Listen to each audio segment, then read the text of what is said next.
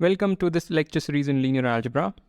In this lecture, we'll look at the notion of cosets of a subspace, and all we need to know is very basic things. If you're comfortable with the notion of a subspace, that should be more than sufficient to follow this lecture. So let's move on. Here are some problems for practice. And now let us get started. So fix a vector space V over some base field F. Here, for example, we have taken the vector space as R2 and fix a subspace of V. Let's say this line passing through the origin. Okay. So we want to define cosets of this subspace. Fix a vector little v. Okay. So define, this is just a notation. So define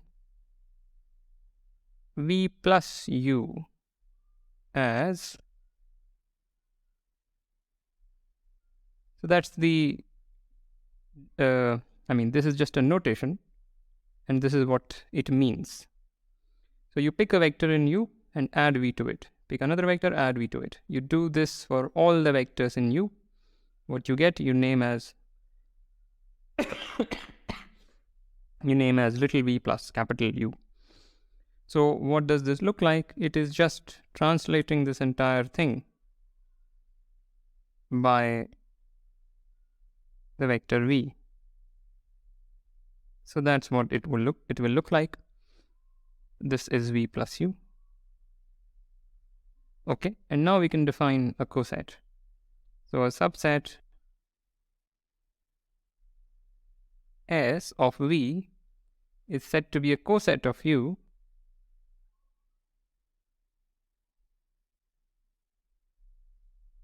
if there is some vector v such that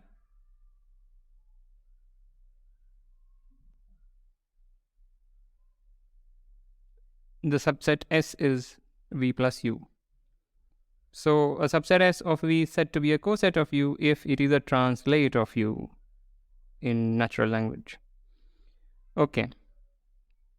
So this is just the definition of a coset, and the set of all the cosets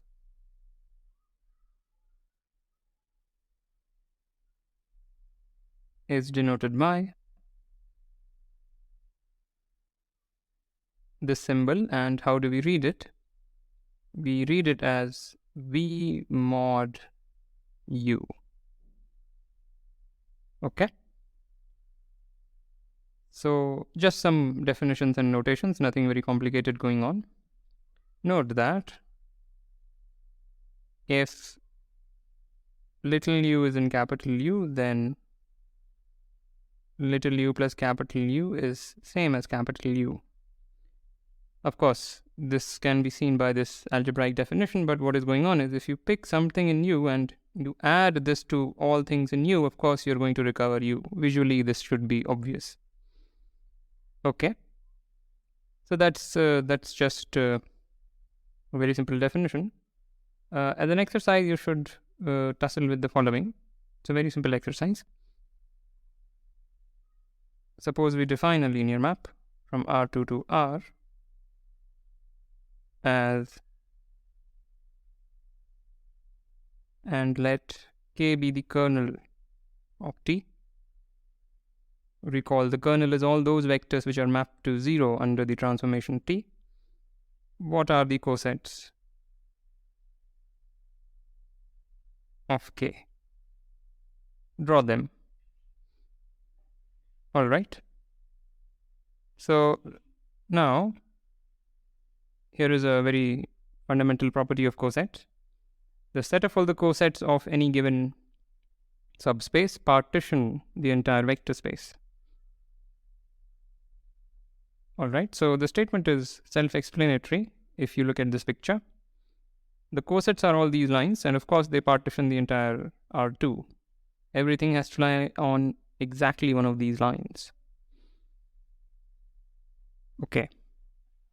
So before we proceed, let me also mention that many times we will write this as V bar.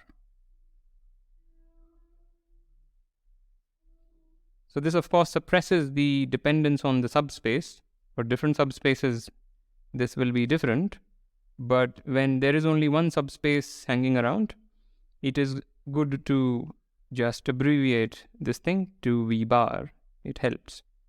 So that is what we will do. And now, first we show that two distinct cosets are disjoint.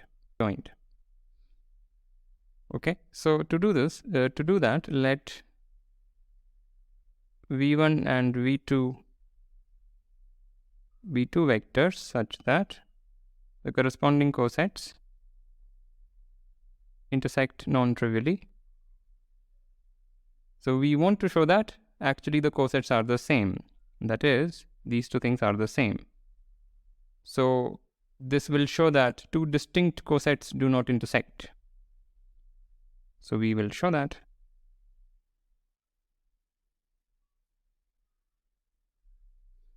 This is the case.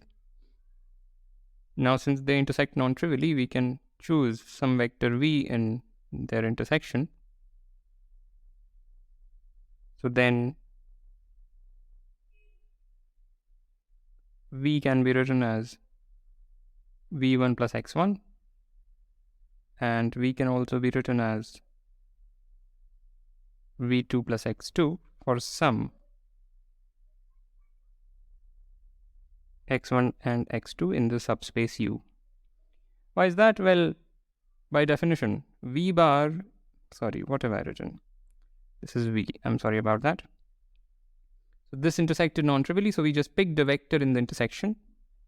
Okay, and since v is in v1 bar,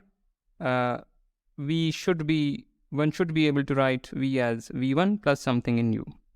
That's the definition of v1 bar, and similarly for v2 bar. Okay, so therefore, we have v1 plus x1 equals v2 plus x2,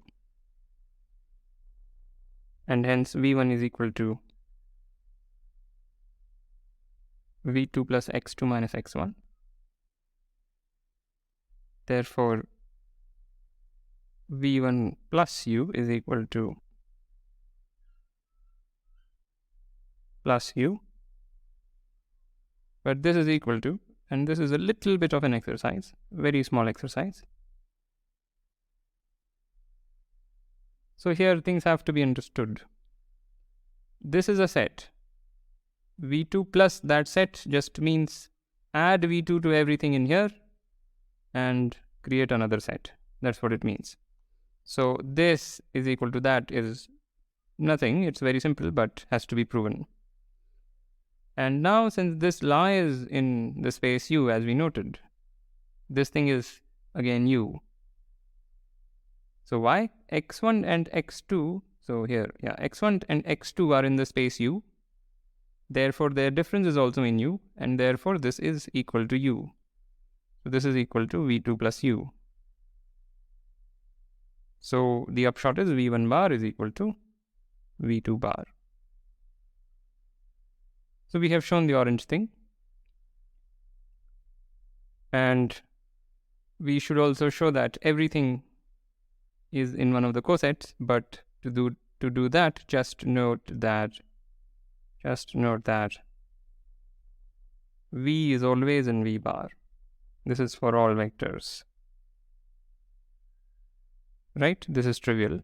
So that shows that indeed the cosets partition the entire vector space. Okay.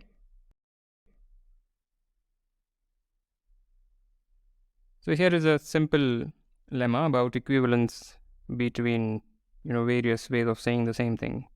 So fix a subspace of a vector space V and fix two vectors. Then the following are equivalent. First is that v1 and v2 are in the same coset of U. Second is that their difference lies in U. And the third is just a repetition of the first one. So third one is nothing new. Or well, not nothing new, but certainly this implies that. So yeah, I shouldn't just say that they are equivalent right away. We have to prove everything. So let's do it. So 1 implies 2. Why is that? So V1 and V2 are in the same coset, so there exists by 1, there exists some vector V such that both V1 and V2 lie in the corresponding coset. Okay, so therefore V1 is equal to V plus x1 and V2 is equal to V plus x2 for some x1 and x2 in the subspace. All right. So now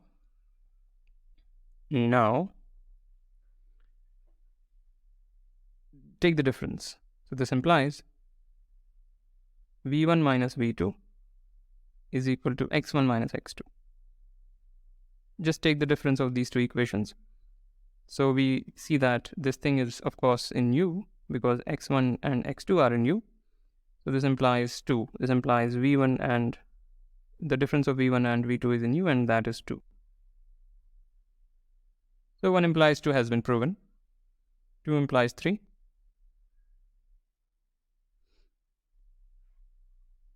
Okay, so by 2, there is x in U such that maybe I'll change the color so that you can discern. So what's a good color? Let's use pink maybe. So by 2, V1 minus V2 is equal to x for some x in U. All right. Therefore, V1 is equal to V2 plus x, and thus V1 plus U is equal to V2 plus x plus U, and that implies V1 plus U is equal to V2 plus x plus U. We commented on this kind of thing earlier, so I will not repeat it. We have that, but again, this is already in U, so this is U, and we get V1 plus U is equal to V2 plus U, and that is the statement of 3. Okay. Now, what about 3 implies 1? That is the easiest one. So V1 plus U is equal to V2 plus U, but V1 lies here and V2 lies here. These two cosets are the same. So V1 and V2 lie in the same coset of U. That's it. There's nothing to do here. So these three things are equivalent. It's good to remember this. Lastly, cosets can be obtained by an equivalence relation. This will be more or less an exercise for you.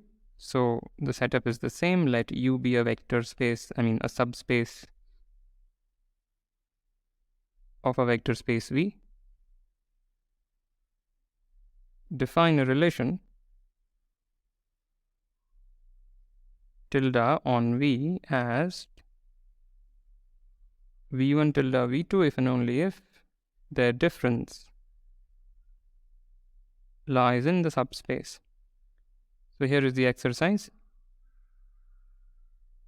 Show that tilde is an equivalence relation and show that the cosets of U are precisely the equivalence classes under tilde. Okay. So that's all for this lecture. As usual, like, comment, share, subscribe, and I will see you next time.